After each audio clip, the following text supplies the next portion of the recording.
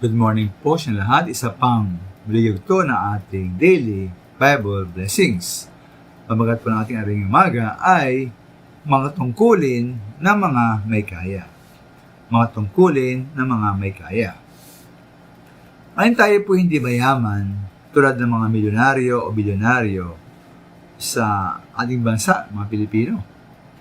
Ngayon po di ba kuminsan naman ay tayo sumasagana rin naman sa mga bagay material, di po ba? Malabis po ang ating pera kaysa ating mga pangunahing pangailangan.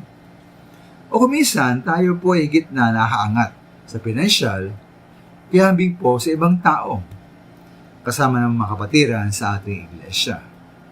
Para po sa akin, kung tayo sumasara sa material na bagay, tulong pera, o tayo mas nakakangat po sa ibang mga kapatiran sa katiyan sa buhay, maganda po na atin tingnan ng paalala at utos ng Biblia tukol po dito bilang mga tungkulin natin.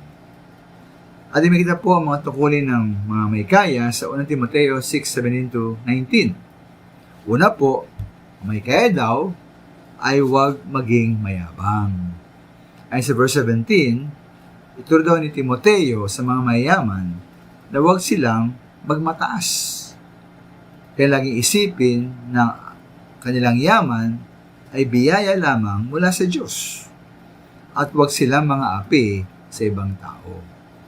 Ikalawa po, mga may kaya daw ay huwag umasa, sumandal at magtiwala sa yaman.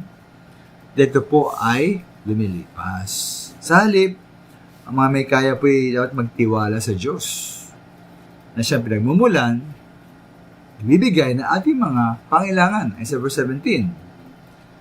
Kaya po walang Diyos sa pera at yaman, ngunit ang Diyos po ay mayaman.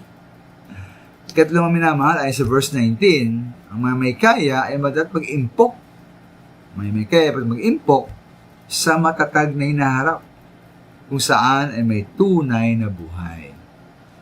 Kaya huwag po tayong magpakayamas ng libutan, na kung saan ang mga bagay ay material ay naisira, ninakaw at mawala lamang.